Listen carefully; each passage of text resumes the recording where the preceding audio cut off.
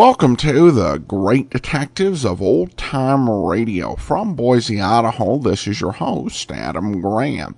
If you have a comment, email it to me, box13@greatdetectives.net. Follow us on Twitter at Radio Detectives, and become one of our friends on Facebook, facebook.com/Radio Detectives.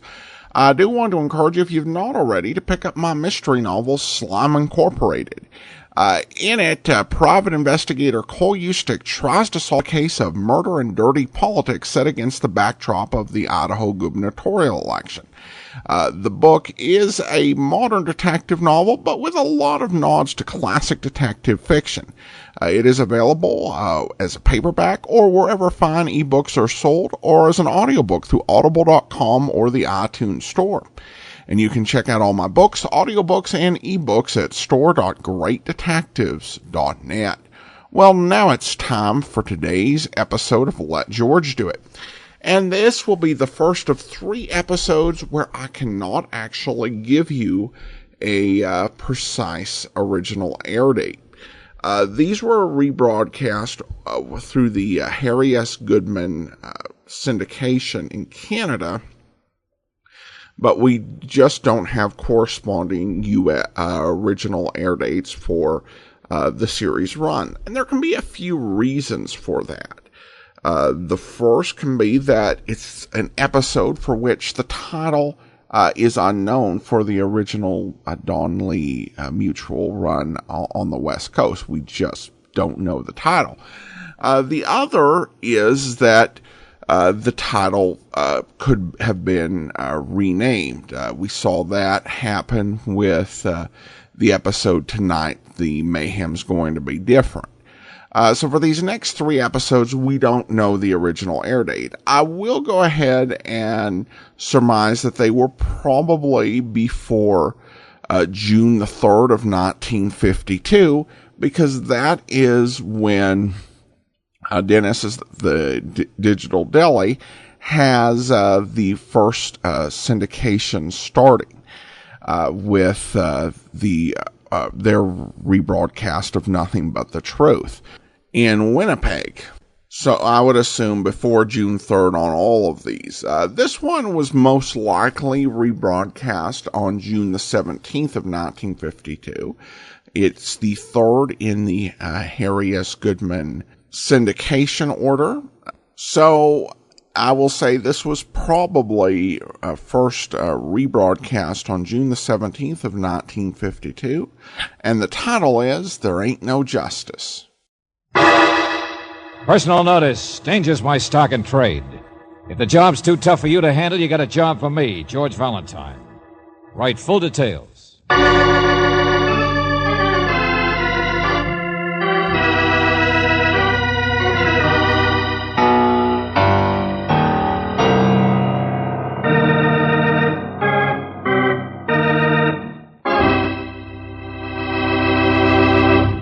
Why the frown, pal? Worried about that lawnmower you lent the guy next door 2 years ago? Not just because he lost his memory when he went 10 rounds with Lewis is no reason to get yourself in a snit. My advice to you is let George do it. You know George Valentine. Take your problems to him. Everybody else does. You'll find him in the phone book. That's where Abner found him, only Brooksy got him first. Brooksy fronts for George. And even over the phone, you'd know she's perfect for the job. But not our Abner. All he could do was confuse the issue. Hello? I would, but I can't, you see. It's a great ad. I've seen it lots of times. Oh, a great ad, I said to myself. There's the kind of a guy that when a guy's in a pinch can... just a minute, Mr. Valentine. I'll get on the extension, Angel. Hello? I haven't got much time, Yeah, see? I'm right here. I got it. No time to write, but who are you? What's your problem? Now, this is a real pleasure, sir. If you'll permit me, my name is Abner, and I'm in jail. You what? Only don't get me wrong. The reason I can't write is because I can't write. You understand? Wait a minute. You said you were... That's right, I'm in jail. And let me tell you, a more unjust thing has never happened to me. There ain't no justice. Mr. Abner, slow down a little. I'm trying to write It's important, that's all. There wouldn't be time to write either, I guess, for that matter. But the main thing is it's important. That's what I've got to make you understand, see? You get me? Oh, sure, you make it so easy. Yeah, well, I'm kind of excited because, you see, the jail burned down. What? Oh, yeah. And you burned down with it. Now, hold on. I mean the jail over in Melody. That's where I'm calling from. Melody? Over in the valley? Yes, sir, that's the one. And a beautiful little town it is for tarantulas. But that old jail, let me tell you, was the biggest eyesore in... Hold it, will you? Now say something sensible or hang up. But I am. I mean, just because I can't write. Listen, the fire was last night. They moved us out, that's all. Now we're locked up in the sheriff's office. That's how I could get to the phone. Clear as a bell. Listen to me. I got out of the fire, understand? Only one of the guys in the big cell, he didn't. He's dead. And if I tell what I know about it, I'll be dead, too. What? I mean it. It's a rough deal. Get over here, will you? If you don't help me, if they make me tell what I know, they'll burn me.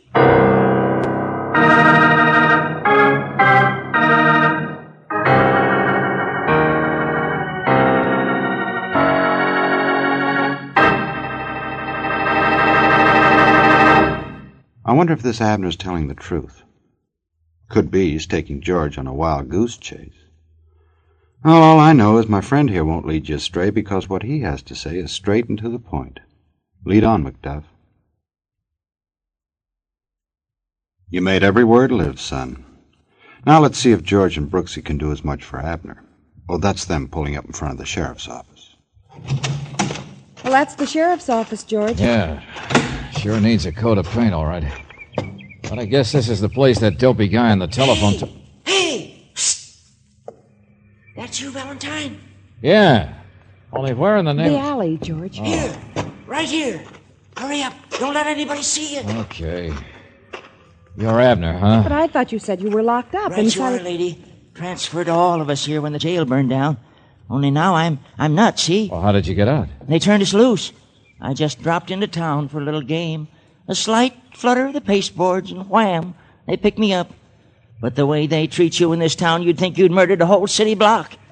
We got in the way and they turned us loose. I don't blame them. Kicked me out and told me to get out of town without even giving me a free meal. Can you imagine? There ain't no justice. Oh, now listen, Buster. I drove 4 hours just so I could try to make sense out of what you said on the phone. Sure. So let me tell you just what... Oh, no, you don't. I'll tell you. We stopped at the scene of the fire on our way in. You weren't lying. There was a fire. Well, that's what Furthermore, a man, a prisoner who was hauled in last night, another gentleman like yourself, didn't get out. He died in that fire. It's plain to see you got the facts. But I don't know his name. Nobody knows his name. Sure. But it was a plain, simple death so far as anybody knows. So, Abner, whatever you know had better be He good. was dead before the fire. What? You heard me. In a big jammed-up cell. Conditions are terrible here, I tell you. In that big snoring mass of men, that guy was already dead as a mackerel. How do you know? Because when the fire started, I tried to rescue him, that's why. Because I put my hands on him and shook him and practically got frozen for my trouble. Body cold as ice, I tell you. All right, we get the idea. Well, why didn't you tell the police? Because they're mixed up in it, that's why. In some way. I tell you, in this town, they got a chief of police. Oh, now, wait a minute. His name's McNabb, and he's crooked as a cactus. For instance, you know what?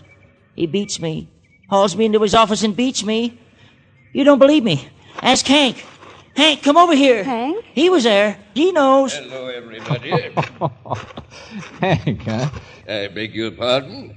Whiskers do not measure a man, nor the patches in his pants. How do you do? Pleasure, young lady. Pleasure indeed. Now listen, Mr. Valentine. Hank here was visiting my humble abode. Humble abode? A small place, not too elegant. As for that big guy, the guy who died, we did entertain him. Hank and I invited him to share our diggings a couple of days ago. Don't exaggerate, Abner. Your room is a dump. And you didn't even know the guy's name. I remember you said hello, and I said hello, and he says, oh. Fascinating fellow. What do you know about his death, Hank? It's just what Abner's told you, I suppose. It's no skin off my neck. I don't like people who won't talk. I doubt if even he said 3 words to the cop who threw him in. You mean when he was arrested? Rounded up a whole bunch of us. Guess they do it every Saturday night in this town. That's the cross we have to bear. And I may say a draftier jail cell. Now listen, that guy didn't die of no cold. He didn't look any too well. I wouldn't be surprised if the fright and the excitement of the fire... It was a treatment he got, I'm telling you, the rough way that they had... What rough treatment? What kind of stuff are you guys trying to Beat you, that's what they do. Round you up. Say change your clothes and into the tank you go. No chance to argue or nothing. I tell you that McNabb's a regular Gestapo the way get off the soapbox, Abner. Live and let live. Take it easy. There's no excitement. Okay, Abner, okay. Where do I find this chief of police? Oh, no, you don't. I'm not going to come within 5 miles I of wouldn't that. ask you to. Hey, you, Hank, come on, lead the way. How did I get dragged into this? Quit kicking, friend. I could ask the same question myself.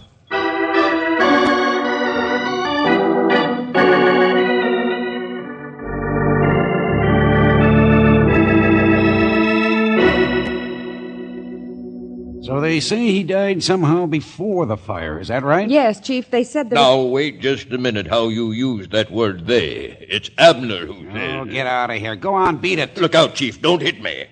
What? What did you say? Well, I haven't done anything, and when you talk like that, Abner says Go on, you always... Hank, go on. We don't need you. Well, sure, if you say so. I didn't mean any harm. Pleasant morning to you, Chief. Huh. There's a wreck of a man. Big words, little work. Well, what are you looking at me like that for? I suppose you expect me to hit people, too? All right, now just take it easy, Chief, will you? I know what kind of a guy Abner is. But I also saw that jail that burned, and it wasn't exactly a model one for as big a town as this. Sure, my fault. Blame it on the chief. Wouldn't have anything to do with how much money the town gives me to run this force, would it? Skip it, will you? There was no connection between the fire and that other bum's death. Uh-huh. Unless somebody set the fire in order to get rid of some evidence, like a blow or a bullet, just in case that death wasn't natural, I mean. Oh, but George, that doesn't make any sense. All that trouble just to get rid of some unknown, a man nobody cared about? Now, look, both of you, I want to... Excuse me, Chief. Oh, get out of here, I Sergeant. thought you ought to see that dead guy's clothes. What? Well, here. From the wing of the jail that wasn't burned. Where they changed. Hey, you mean what he was wearing when he was thrown in? Here, let me see that. I'll do that, mister. 11 cents change, huh? Big man. Typical vagrant, I tell you. He was just... No, here, Chief. A piece of paper. So many on a Saturday night, we don't really have time to go over them, you know. Let me see that. Mr. Walter F. Smith. Who? Yeah, mystery solved, Chief. That's his name, apparently. Suggest you stick pretty closely to plenty of milk. Leave out too much starch. Be careful of pepper or any seasoning. What's that? Well, that's all. Some doctor's name, Kansas City. Yeah, a diet list, Chief. So he was just a nobody, huh? Oh, no. Well, what's the matter? I should think that would help. Chief get a just fight. realizes he might be in a worse spot than ever, right, McNabb? Very smart, Valentine. You catch on real quick. Negligence, Angel. If there was anything wrong with this guy, then the police should have found out about it. Maybe he needed help instead of a cell. Go on, get out of here. I got work to do. Oh, wait a minute, sir. There's something else. Now, look, Sergeant, you've caused enough trouble yourself for one day. I'm sorry, Chief, but over at the morgue, there's a woman. She says she's Mrs. Walter F. Smith. His wife? Well, I guess, or used to be. Anyway, she's been looking for him several months. Read about this in the newspaper. Just flew into town on a hunch to look at the body. Flew in? The wife of a typical nobody? I mean, you better see her, Chief. I mean, she wears a mink coat.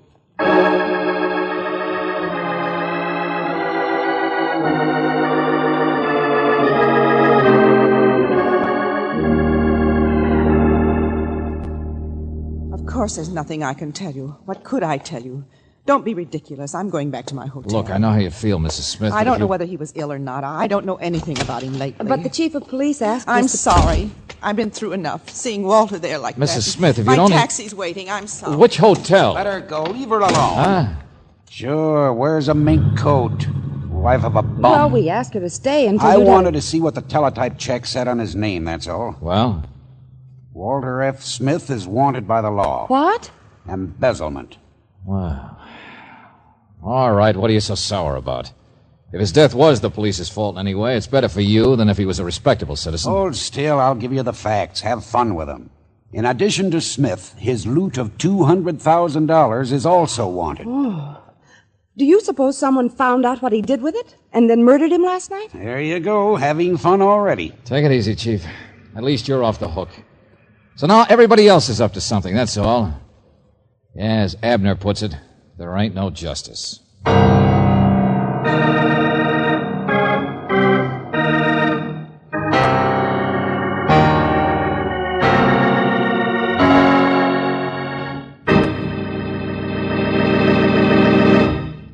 Valentine sounded a little burned up when he said there ain't no justice. And he's right. Where's the body he always stumbles on long about now? This could ruin his reputation. You know, I'd ask my friend here to drop dead, except I know he has something pretty good to tell you.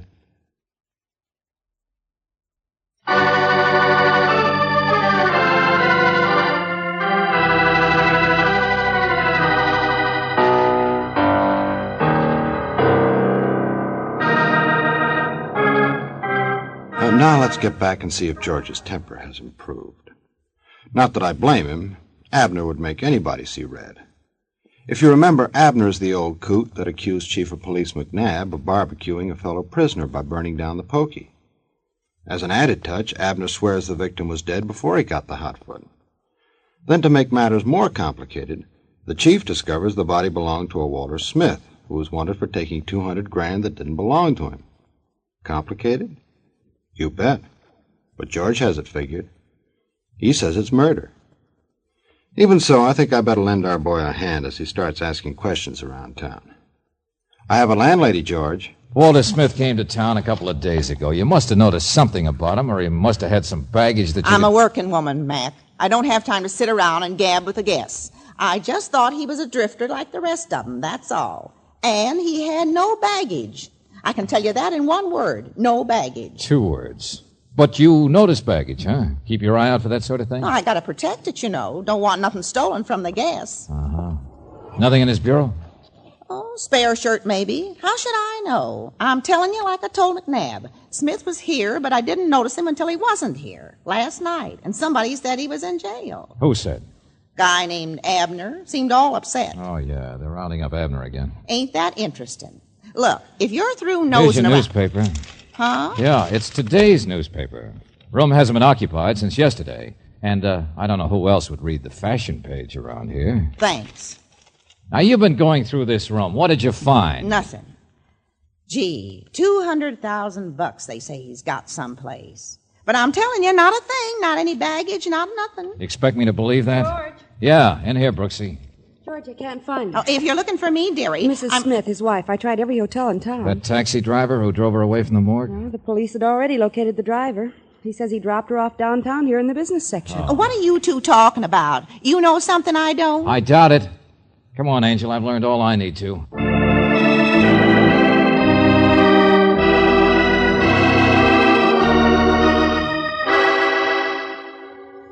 So it wasn't the fault of the big, bad police, Valentine. I just talked long distance to that doctor in Kansas City, the one whose name was on the diet chart. What'd you find out, Chief? There was nothing really wrong with Smith's health.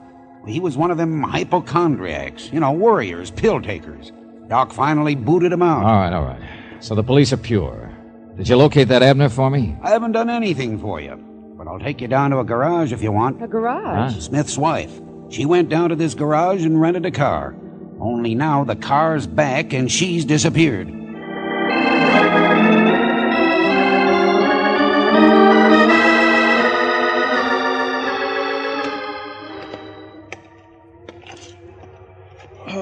I don't know where she went when she took the car. But didn't you see Mrs. Smith when she came back to your garage? Oh, she was gone about an hour, I guess. Anyways, I didn't notice the car till just a few minutes ago, parked here in the alley. Yeah, it's been someplace with a lot of dust. I got the sergeant around combing the town for her.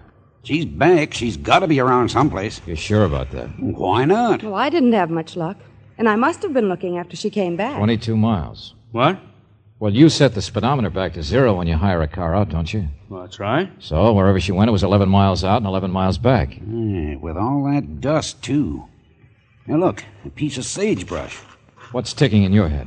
Most of the roads around here are paved. There's only a couple This is grape country, irrigated most of it, so how did that sagebrush get there? Come on, hop in my car. I'll show you.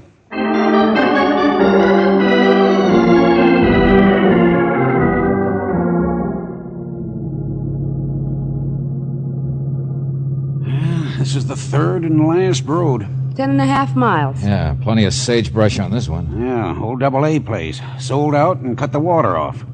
Hey, wait a minute. Huh? What's that building over there? Abandoned winery. Only the mileage... Wait a minute, hold it. Stop. Tracks. Right there. See him turning off?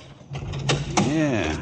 only there's 2 cars. Yeah, there's one right there. What? An old pickup truck, see? Beyond the building. Hey, you! It's Abner and Hank, George. Look out, skip it! Abner! Wait for me, Abner. I didn't do anything. Stop, both of you! Get away from that truck! Wait, Abner.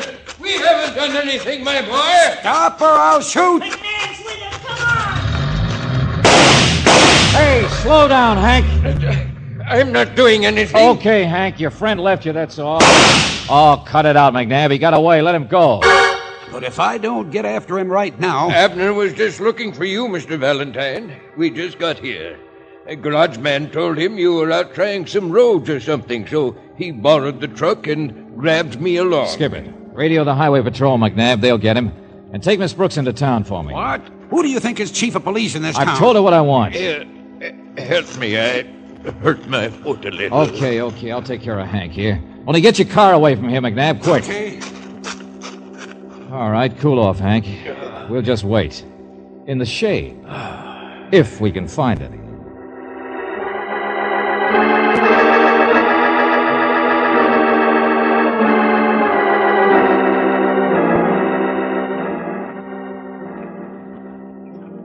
How long are we going to wait, Mr. Valentine?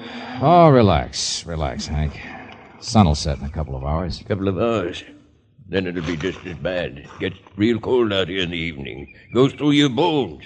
I don't know how I got into this crazy... Yeah, sure I know. Abner brought you out here with him, huh?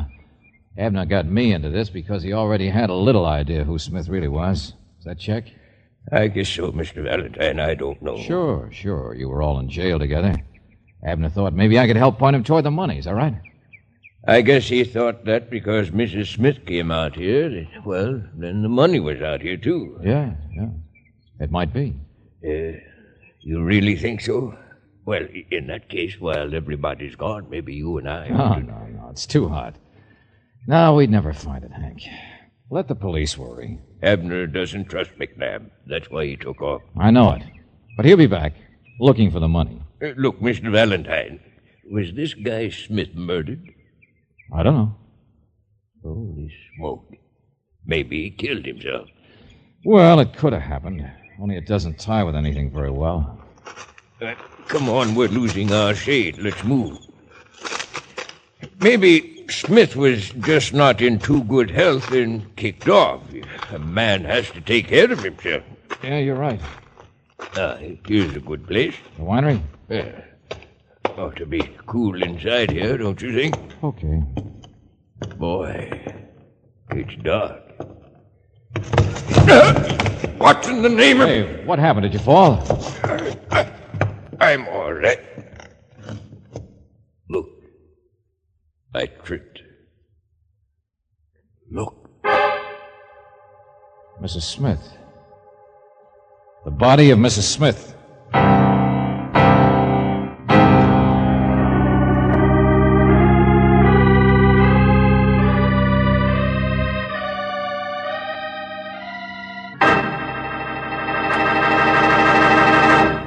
Oh, thank goodness, at last a body. Too bad it had to be Mrs. Smith. But you know the old saying, here today and ghoul tomorrow. Anyway, while George is getting to the bottom of this, I want my friend here to dish a little off the top.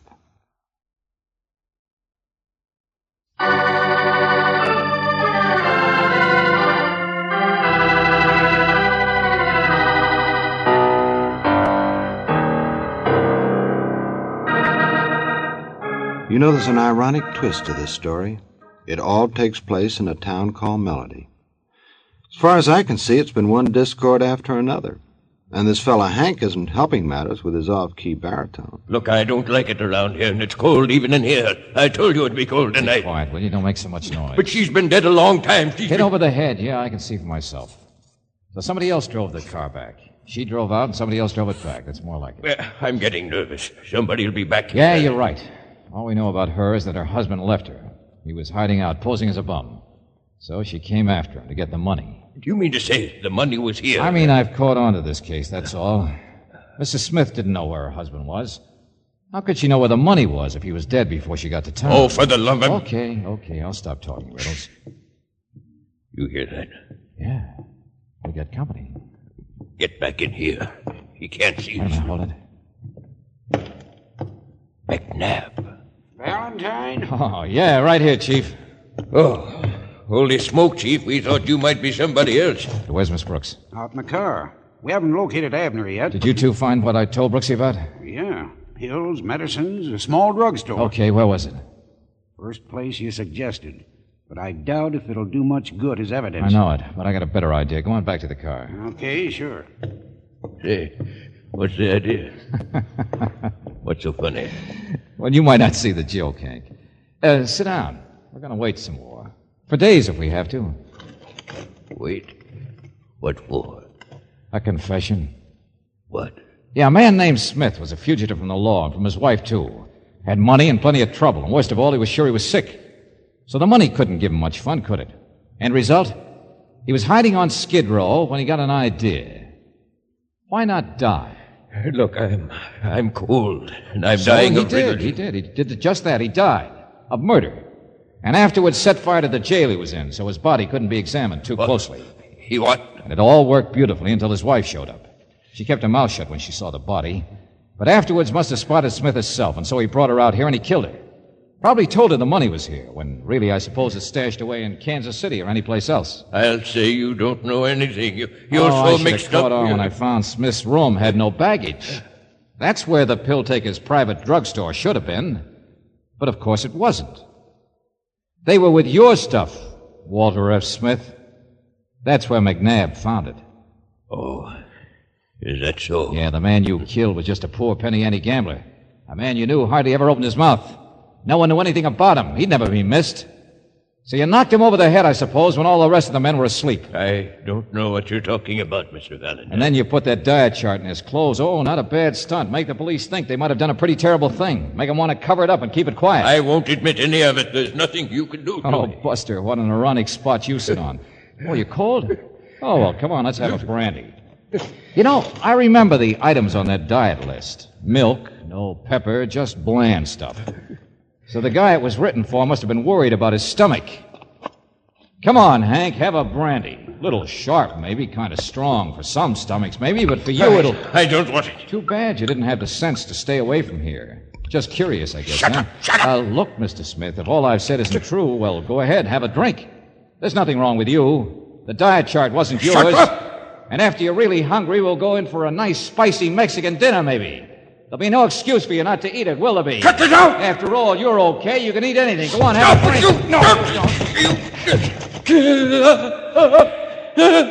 All right, come on, Mr. Smith. Miss Brooks will take it down in shorthand. And then we're going back to town and find Abner. And see how he can take some gentle persuasion.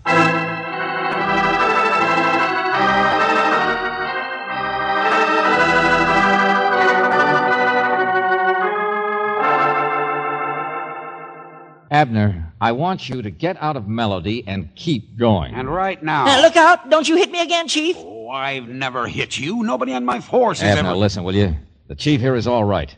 With a little publicity on this case, maybe the town will wake up and give him the money his department needs. But, Abner, I am not a cop.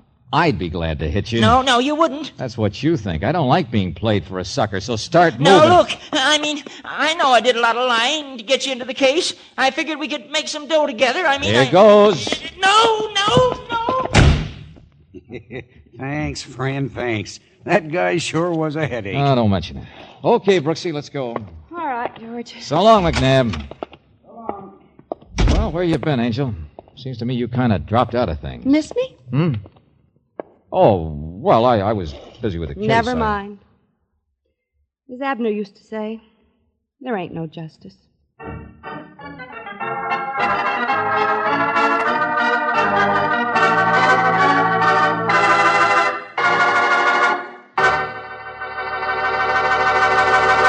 Say, did you ever see a dream walking? Maybe not, but you just saw a bell burning. Brooksy. And if she'll be good enough to hold that torch she's carrying a little closer, I'll be able to read that Robert Bailey plays George Valentine with Virginia Gregg as Brooksy. Don Clark directed the script by David Victor and Jackson Gillis, and Eddie Dunstedter's music kept things blazing. I'd like you to make a mental note right now to save a half hour for us next time, when you will hear what happens when you let George do it.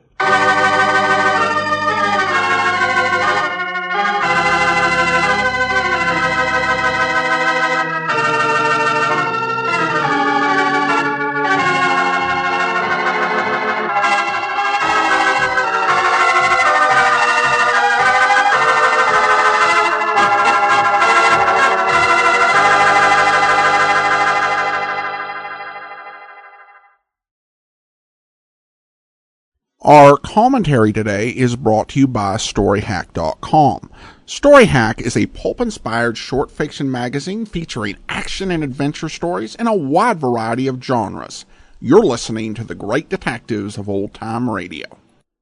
Welcome back. Well, I honestly did not see the solution coming. I always appreciate that whatever else is going on with Let George Do It, the mysteries are usually really pretty well crafted.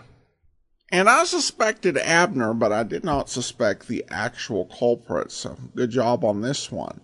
I do want to go ahead and thank our Patreon supporter of the day. Thank you so much to John.